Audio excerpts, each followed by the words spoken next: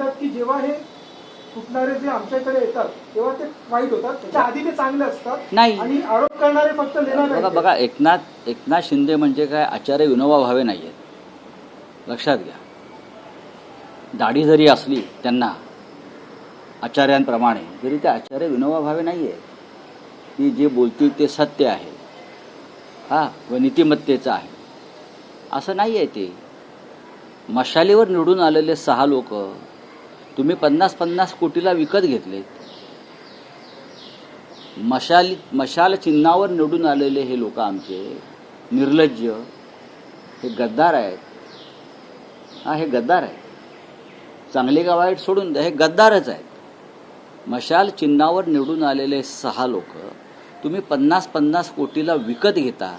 यात कोणतं आलंय शौर्य, मर्दुमकी, नीतिमत्ता आणि लोकशाही चांगले आणि वाईट, याचं उत्तर त्यांनी द्यावं ना. तुमच्या चिन्हावर निवडून आले असते तर आम्ही जे आले नंतर आम्ही काय म्हणतो का नाही वा तुमचे निवडून आले, पण आम्ही मशाल चिन्हावर निवडून आणले. माननीय उद्धव ठाकरे साहेबांनी मतं उद्धव ठाकरेंना पडलेली आहेत, मशालीला पडलेली आहेत. तुमच्या चोरलेला धनुष्यबाणाला नाही.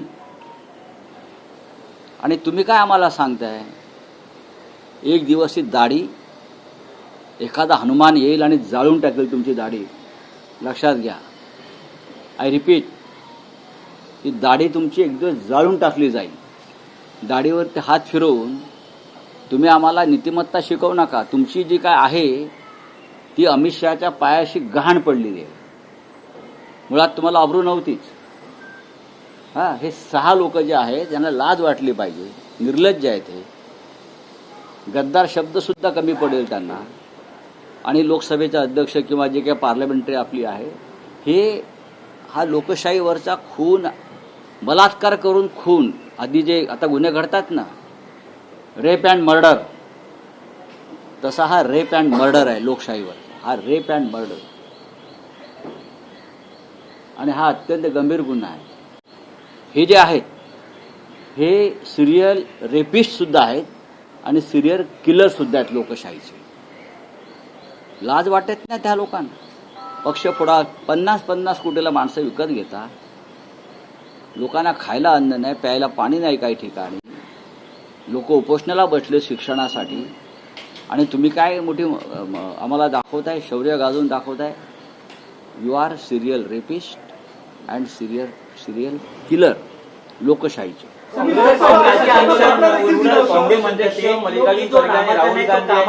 पंतप्रधान नरेंद्र मोदी यांना पत्र दिलंय. मल्लिकार्जुन खरगे आणि राहुल गांधी यांनी पंतप्रधान नरेंद्र मोदी यांना पत्र दिले. त्यामध्ये त्यांनी असं म्हटलं की राम जन्मभूमी संदर्भात जी मंदिर आहे त्यात जे चोरी झाली त्या संदर्भात आरोपींची एक स्वतंत्र अशी चौकशी करावी, पारदर्शक अशी चौकशी करावी. यासाठी यात तुम्ही नवीन काय सांगत आहात? पारदर्शक चौकशी वगैरे सोडून द्या. आम्ही तर आंदोलनच सुरू केलं. काल नागपूरमध्ये रामनगर भागामध्ये हे राम मंदिर आहे भव्य. इथून हाकेच्या अंतरावरती रेशीमबाग आहे आणि संघाचं मुख्यालय आहे. आम्ही त्याच्या समोर राम मंदिर लुटीविरुद्ध भव्य आंदोलन काल केलं. रामरक्षा आंदोलन, सिक्युरिटी ऑफ राम रक्षा. आणि आम्ही आता महाराष्ट्रात नव्हे तर देशात जाणार आहोत. या चौकशा वगैरे सगळ्या त्यांच्याच असतात. न्यायालय त्यांची, वकील त्यांचे, सरकारी वकील त्यांचे, चौकशा समित्या त्यांच्या, सरकार त्यांचं, दरबार त्यांचा, सगळं त्यांचं आहे. ते काय चौकशा करणार आहेत? कुठली चौकशी? SIT मध्ये सगळे मुख्य आरोपी बाहेर आहेत, जे संघाचे आणि भाजपचे पदाधिकारी आहेत. त्याच्यामुळे आंदोलन जे आम्ही सुरू केलेलं आहे, रामरक्षा आंदोलन, हाच एकमेव लढा यापुढे राहील. आमच्याबरोबर ज्यांना यायचं आहे ते येतील, आता शिवसेना पुढे जाईल. कालच्या आमच्या आंदोलनामध्ये काँग्रेस पक्षाचे आणि राष्ट्रवादी काँग्रेस पक्षाचे सर्व प्रमुख नेते उपस्थित होते. आम्ही माननीय मुख्यमंत्री जे आहेत देवेंद्रजी आणि सरसंघचालक परमपूज्य मोहनरावजी भागवत यांना सुद्धा आमंत्रण केलं होतं. आता रामभक्तांच्या बाजूने ते उभं राहायला आले नाहीत. याचा अर्थ रामाचं मंदिर लुटणाऱ्यांना त्यांचा पाठिंबा आहे. तुम्ही आमंत्रण दिलं होतं, त्यावर एकनाथ शिंदे म्हणतात की तुम्ही राहुल गांधींना, सोनिया गांधींना, अखिलेशजींना यांना आमंत्रण द्यायला पाहिजे. हे जे महाशय आहे ज्यांचं तुम्ही नाव घेतलं ते नक्की कोणाची प्रवक्तेगिरी करतायत?